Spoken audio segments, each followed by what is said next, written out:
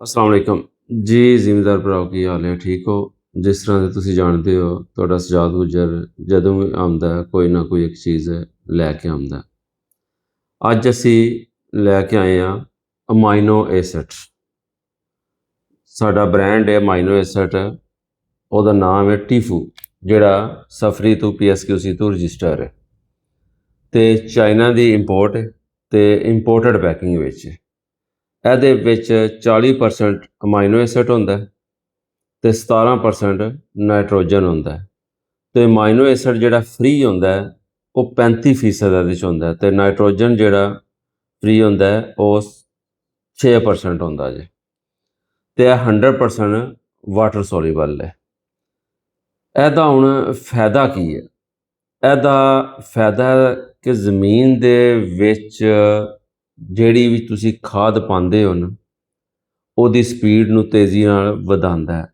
ਦੂਸਰਾ ਸਭ ਨਾਲੋਂ ਇਹਦਾ ਵੱਡਾ ਫਾਇਦਾ ਕਿ ਇਹ ਫਸਲ ਜਿਹੜੀ ਵੀ ਦਬਾਅ 'ਚ ਹੁੰਦੀ ਹੈ, ਗਰਮੀਆਂ 'ਚ ਖਾਸ ਤੌਰ 'ਤੇ ਸਖਤ ਗਰਮੀ ਪੈਂਦੀ ਹੈ ਜੂਨ ਜੁਲਾਈ ਵਿੱਚ, ਤੇ ਸਾਡੀ ਫਸਲ ਨਾ ਦਬਾਅ 'ਚ ਆ ਜਾਂਦੀ ਹੈ ਤੇ ਉਹਦੇ ਉੱਤੇ ਇਹਦੀ ਸਪਰੇਅ ਕੀਤੀ ਜਾਏ ਨਾ 250 ਤੋਂ 300 ਗ੍ਰਾਮ ਪਰ ਏਕੜ 100 ਲੀਟਰ ਪਾਣੀ 'ਚ, ਤੇ ਬੜਾ ਬਿਹਤਰੀਨ ਇਹਦਾ ਰਿਜ਼ਲਟ ਆਉਂਦਾ ਹੈ। ਤੁਸੀਂ ਸ਼ਾਮ ਨੂੰ ਕਰੋ ਤੇ ਸਵੇਰ ਪਤਾ ਲੱਗ ਜਾਏਗਾ ਤੁਹਾਨੂੰ।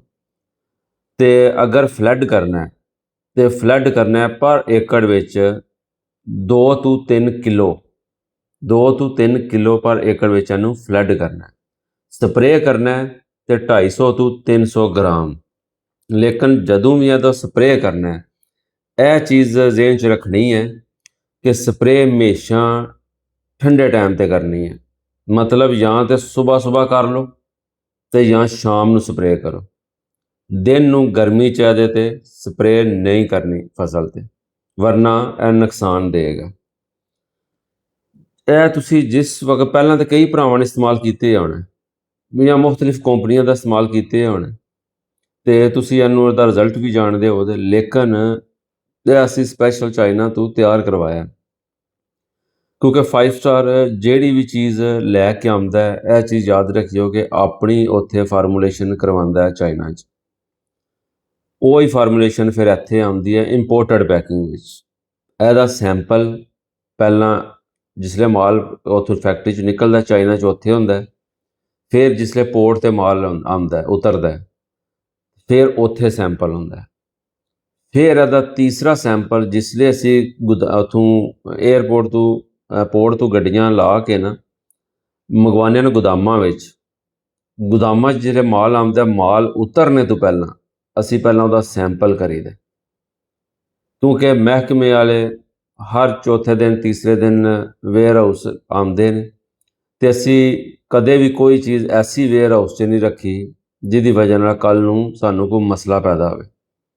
ਤੇ ਇਸ ਗੱਲੇ ਗੱਡੀ ਕੋਈ ਵੀ ਆਵੇ, ਅਮਾਈਨੋ ਐਸਿਡ ਤੋਂ ਇਲਾਵਾ ਵੀ ਸਾਡੇ ਕੋਲ, ਉਹਨੂੰ ਪਹਿਲਾਂ ਸੈਂਪਲ ਕਰੀਦਾ। ਸੈਂਪਲ ਕਰਨੇ ਤੋਂ ਬਾਅਦ ਫਿਰ ਅਸੀਂ ਅਨਲੋਡਿੰਗ ਕਰੀਦੀ ਹੈ। ਫਿਰ ਅੱਗੋਂ ਉਹਦਾ ਡੀਲਰਾਂ ਨੂੰ, ਫਾਰਮਰਾਂ ਨੂੰ, ਡਿਸਟਰੀਬਿਊਸ਼ਨਾਂ ਨੂੰ, ਸਾਰਿਆਂ ਨੂੰ ਮਾਲ ਫਿਰ ਡਿਲੀਵਰ ਕਰੀਦਾ। ਕਿਉਂ? ਸਾਡੀ ਪਹਿਲਾਂ ਆਪਣੀ ਦਿਲ ਦੀ ਤਸੱਲੀ ਹੋਵੇ ਕਿ ਅਸੀਂ ਜਿਹੜਾ ਮਾਲ ਦਿੰਦੇ ਪਏ ਹਾਂ, ਆਇਆ ਠੀਕ ਦਿੰਦੇ ਪਏ ਹਾਂ ਕਿ ਗਲਤ ਦਿੰਦੇ ਪਏ ਹਾਂ। ਅਗਰ ਕਮ ਸੇ ਕਮ ਸਾਨੂੰ ਤਸੱਲੀ ਹੈ ਨਾ, ਯਕੀਨ ਹੈ ਕਿ ਸਾਡਾ ਪ੍ਰੋਡਕਟ ਠੀਕ ਹੈ, ਤੇ ਫਿਰ ਅਗਲੇ ਬੰਦੇ ਨੂੰ ਵੀ ਅਸੀਂ ਮੁਤਮਿਨ ਕਰ ਸਕਦੇ ਹਾਂ। ਤੇ ਇਹਦੇ ਤੁਹਾਨੂੰ ਫਾਇਦੇ ਤੇ ਮੈਂ ਦੱਸ ਛੜੇ ਨੇ, ਇਹਦੀ ਮੈਂ ਤੁਹਾਨੂੰ ਡੋਜ਼ ਵੀ ਦੱਸ ਛੜੀ ਹੈ। ਦੂਸਰਾ ਮਜ਼ੀਦ ਤੁਸੀਂ ਇਹਦੇ 'ਤੇ ਕੋਈ ਵੀ ਪੁੱਛਣਾ ਹੋਵੇ, ਗਿੱਛਣਾ ਹੋਵੇ, ਵੇਖਣਾ ਹੋਵੇ, ਤੱਕਣਾ ਹੋਵੇ, ਤੇ ਤੁਸੀਂ ਵੈਬਸਾਈਟ 'ਤੇ ਜਾ ਕੇ ਇਹਨੂੰ ਚੈੱਕ ਕਰ ਸਕਦੇ ਹੋ। ਤੁਹਾਨੂੰ ਮੈਂ ਦੱਸਿਆ ਸੀ sajadgujjar.com ਵੈਬਸਾਈਟ ਬਣਾਈ ਹੈ, ਉਹਦੇ 'ਤੇ ਪੂਰੀ ਇਹਦੀ ਡਿਟੇਲ ਲਿਖੀ ਹੈ, ਉਰਦੂ 'ਚ ਵੀ ਲਿਖੀ ਹੈ, ਇਹਦੀ ਵੀਡੀਓ ਵੀ ਬਣੀ ਹੈ, ਹਰ ਚੀਜ਼ ਇਹਦੀ ਆਲਰੇਡੀ ਪਹਿਲਾਂ। ਜੇ ਮੈਂ ਦੁਬਾਰਾ ਤਾਂ ਦੱਸਣਾ ਕਿ ਤੁਸੀਂ ਭੁੱਲ ਨਾ ਜਾਓ, ਤੁਸੀਂ ਇੱਕ ਦਫਾ ਚੈੱਕ ਜ਼ਰੂਰ ਕਰੋ, ਕਿਉਂਕਿ ਤੁਹਾਨੂੰ ਆਈਡੀਆ ਹੋ ਜਾਏਗਾ ਕਿ ਜਿਹੜੀ ਚੀਜ਼ ਅਸੀਂ ਦਿੰਦੇ ਪਏ ਹਾਂ ਉਹ ਠੀਕ ਹੈ ਵੀ ਹੈ ਕਿ ਨਹੀਂ। ਦੂਸਰੀ, ਅਸੀਂ ਇਹਦੀ ਕਿਲੋ ਦੀ ਪੈਕਿੰਗ ਵੀ ਕਰਾਈ ਹੈ, ਕਿਲੋ ਦੀ ਪੈਕਿੰਗ ਵਿੱਚ ਵੀ ਦਸਤਿਆਬ ਹੋਵੇਗਾ। ਤੇ ਜਿਹੜੇ ਭਰਾ ਨੂੰ ਵੀ ਕੋਈ ਚੀਜ਼ ਚਾਹੀਦੀ ਹੋਵੇ ਉਹ ਰਾਬਤਾ ਕਰ ਸਕਦਾ ਹੈ।